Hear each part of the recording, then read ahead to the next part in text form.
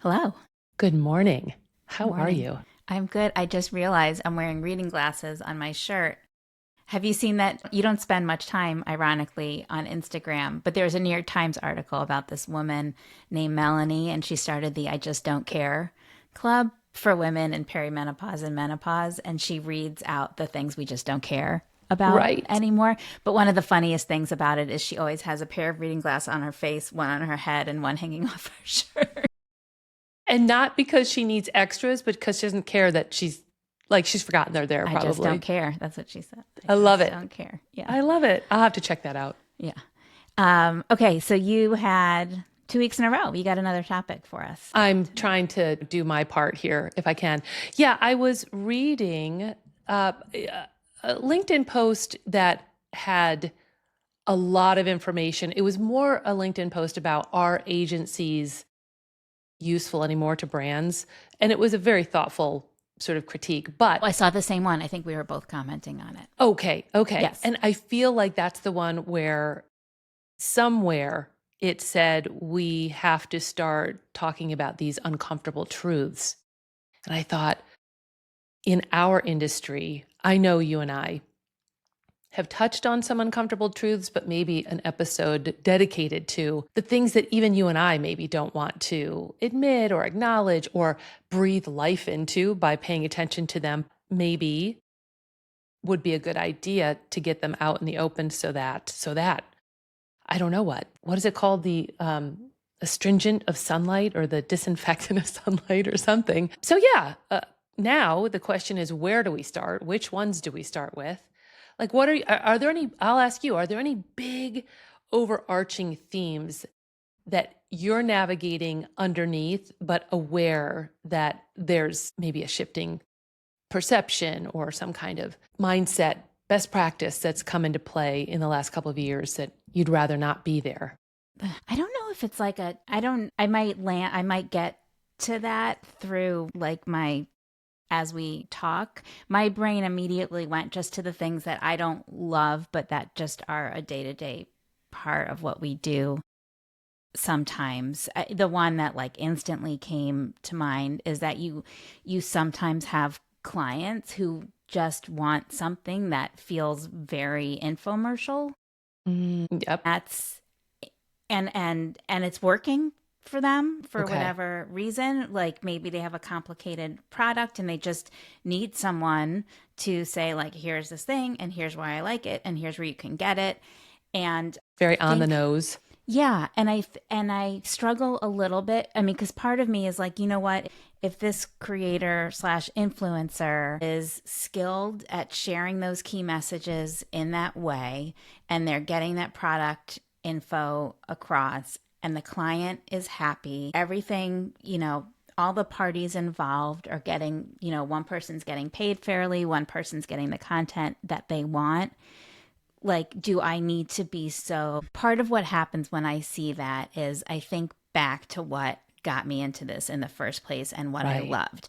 And when Yeah. sponsored content first started becoming a thing, part of what I loved were there were some people who were just, and this was all long form content. So this is like pre video. So this Hmm. was skilled writers. And some of them would do exactly what I'm talking about now. And they would just share the key messages. And it almost felt like a press release. And it was not great. Hmm. But then there were those people who could weave that story in and it could make you laugh. It could make you cry. And they would somehow incorporate the product in. And it was just this like really skilled piece of artwork. Like I'll even shout Hmm. out some of my favorite mom blogger, like Amela, Amy Storch was awesome at that. Rebecca Hmm. Wolf, who's still Hmm. creating great content, was amazing at that. Linda Sharps from All and Sundry, who does some writing for Sway, was phenomenal at that. There were people who were so good at doing that.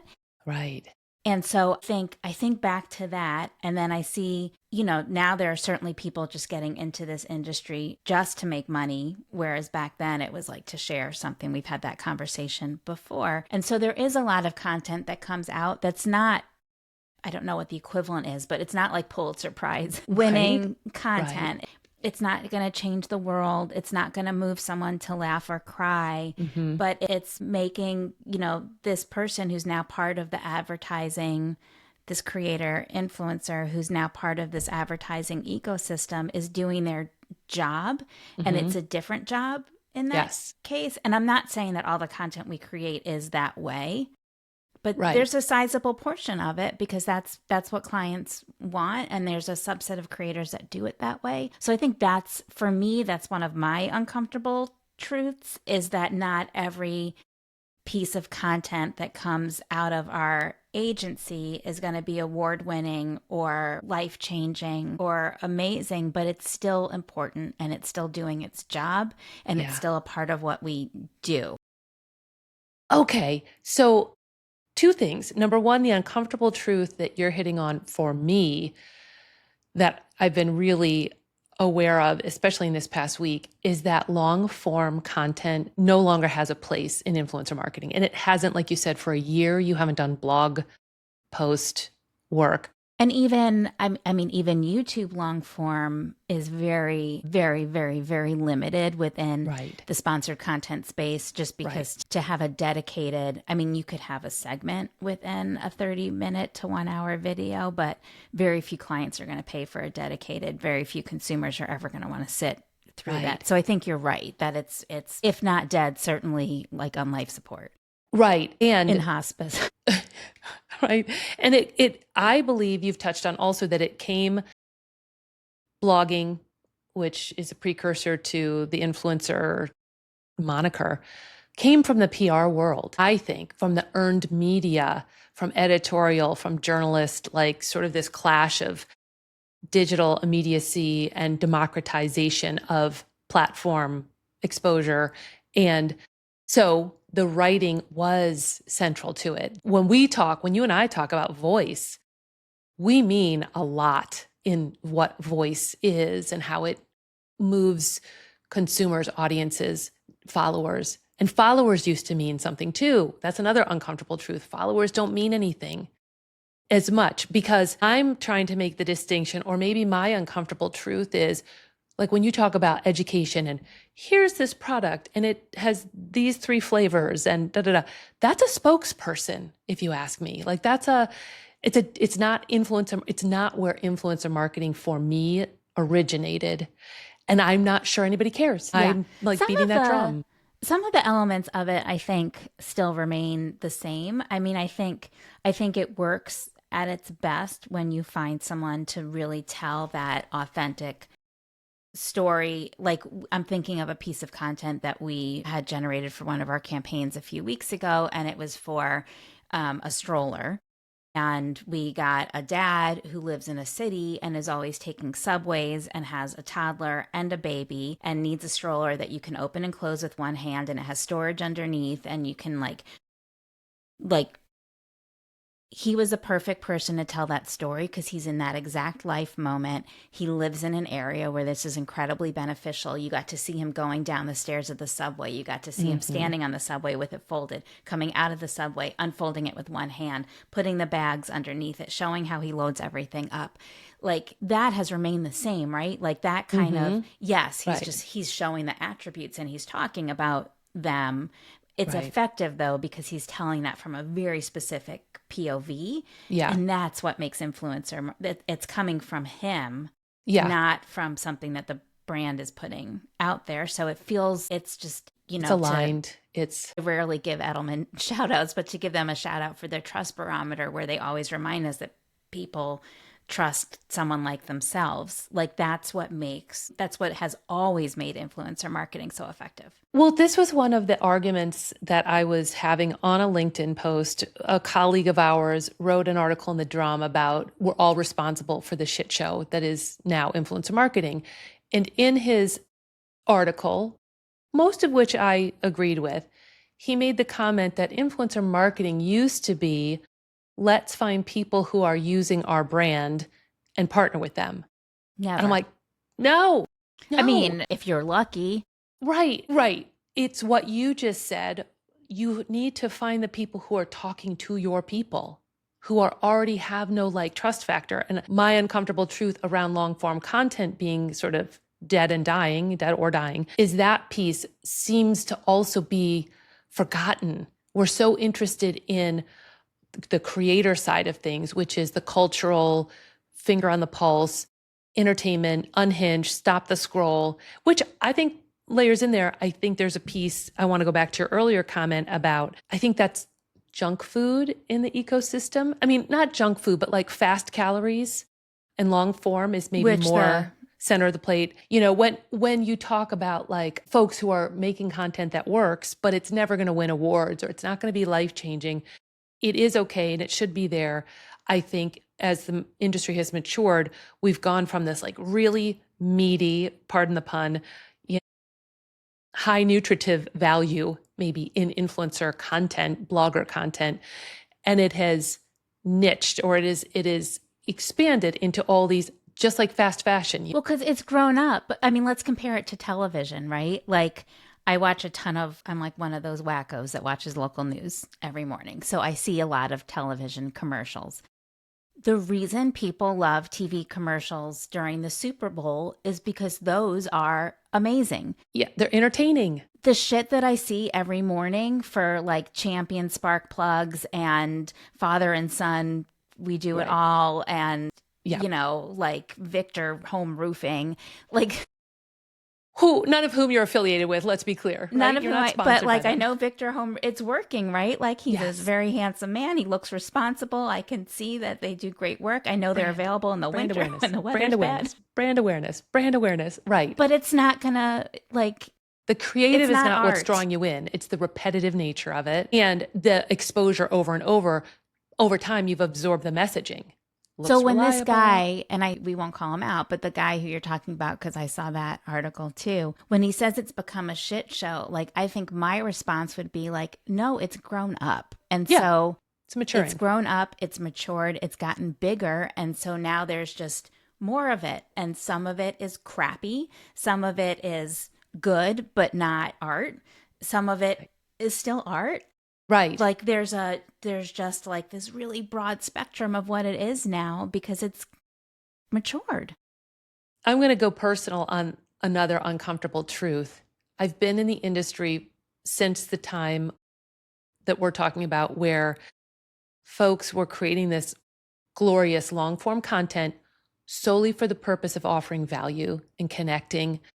There were no sponsorships. There was no monetization of it. And so I often want to like, I don't know, throw down the gauntlet around that experience that I have, that knowledge against people who have been in the industry for 5 or 7 years and think what we're seeing right now is some kind of anomaly or something. And again, I think the uncomfortable truth for me is nobody cares that I have seen what I've seen. They don't care about the cyclical nature of it, the way that I think you and I saw this from 2010 through 2015 in the food world. There was such a fervor and excitement in food bloggers, and then they got burned out. And most of the people I knew from 10 years ago are not doing food blogging at all. And I think that's okay, but that's the nature of, and we see that now, like with creators, oh, their pricing is too high. Well, then wait, because somebody else is coming along. I think I'll push back a little bit that people don't care. I think LinkedIn can be pretty toxic. And I think we often judge whether like the global people care about something based on how many impressions something gets or what kind of engagement. And this clickbaity stuff, like calling something a shit show or saying it's dead or, you know, all these things that people do, like that gets all the buzz. And that seems like it's fair. It seems... Yeah, and it doesn't feel like a leap to say like, well, this is getting all the attention, so that must be what people care about now, right, and that must be what's important. But I think, I don't know, like kind of like dig deep and take a look inside and think about the people that you have the deeper conversations with, the clients you've worked with for a number of years, when you and I are talking, when we're at the Nimbus, you know, Summit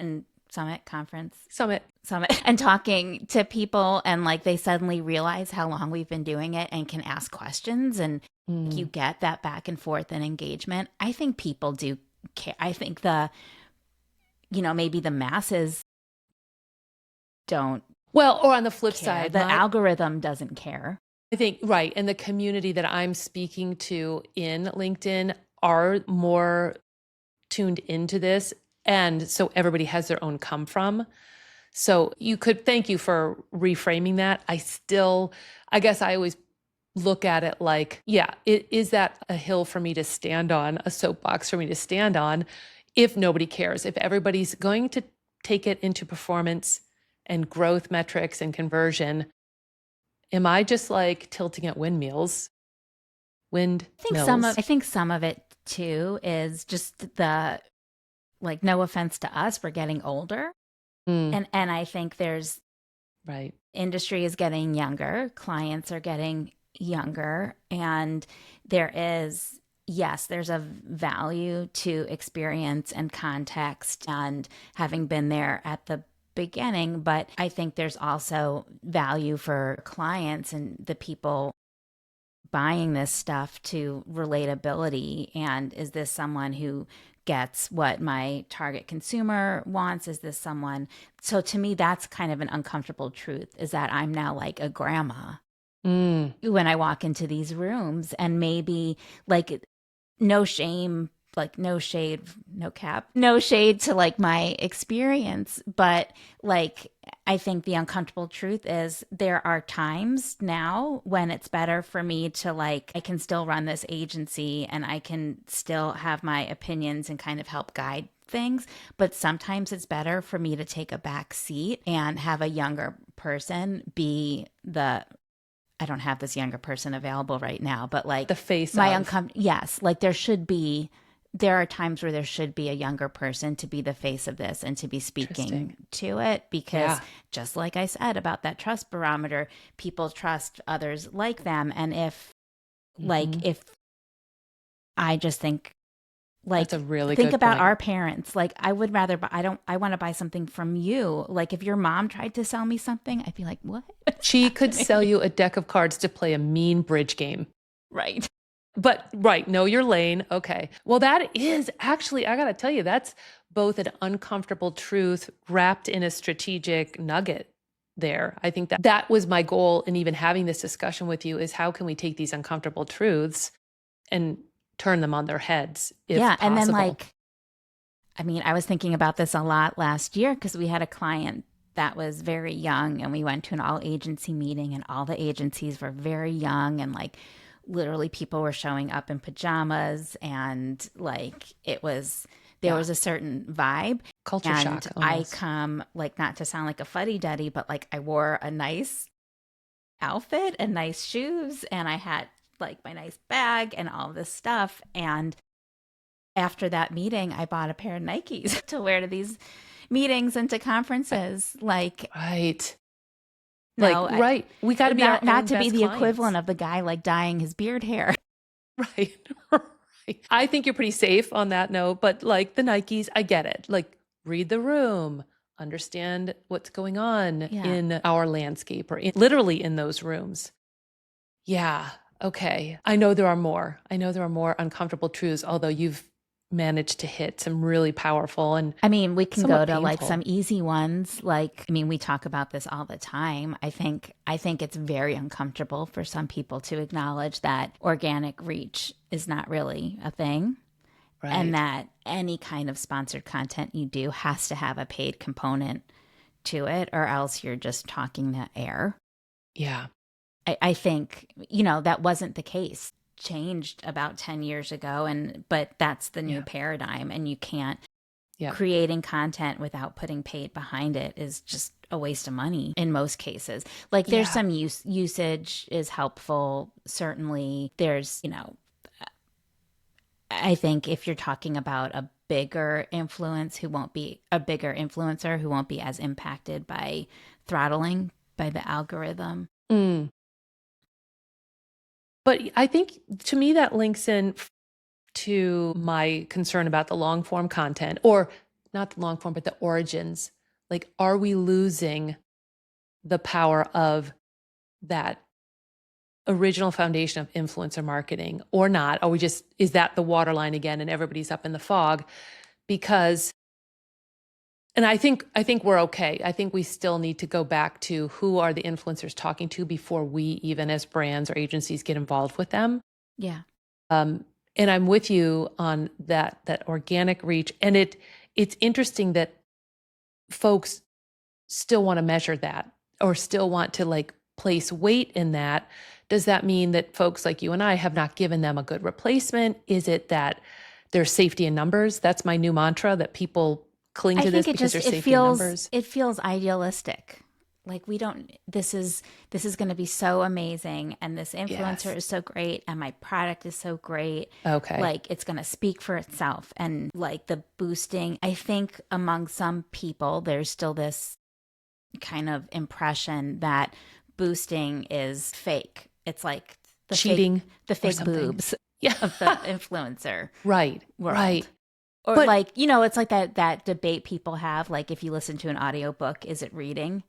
Like it kind of feels like that. Okay. Right? Yeah. And you've touched on the emotional piece of it, which is, and there's a deeper story here, not probably for today, but when the brand teams are pitching and embracing and putting their weight behind a campaign, their ass is on the line. And so there's a lot of emotion in there of they may, and our job is to sort of diffuse this. They may paint this picture of I'm only successful with this campaign when these things happen. And then they put a bunch of unicorns and fairies in their KPIs.